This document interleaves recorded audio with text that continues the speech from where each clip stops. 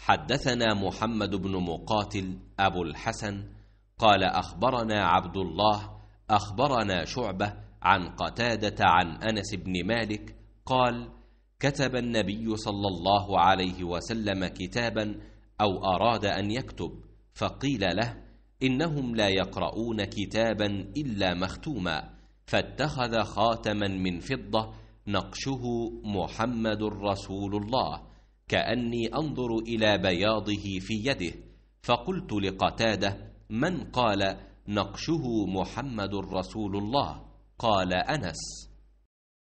एक मरतबा रसूल अल्लाह सल्लल्लाहु अलैहि वसल्लम मस्जिद में तशरीफ़ फरमा थे और लोग आप सल्लल्लाहु अलैहि वसल्लम के इर्द गिर्द बैठे हुए थे कि 3 आदमी वहाँ आए। इनमें से 2 रसूल अल्लाह सल्लल्लाहु अलैहि वसल्लम के सामने पहुँच गए और एक वापस चला गया। फिर वो दोनों रसूल अल्लाह सल्लल्लाहु अलैहि वसल्लम के सामने खड़े हो गए।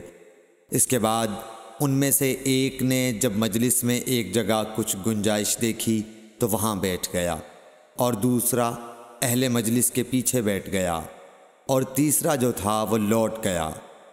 तो जब रसूल अल्लाह सल्लल्लाहु अलैहि वसल्लम अपनी गुफ्तगू से फारिग हुए तो सहाबा रज़ियल्लाहु अन्हुम से फ़रमाया, क्या तुम्हें 3 आदमियों के बारे में न बताऊं?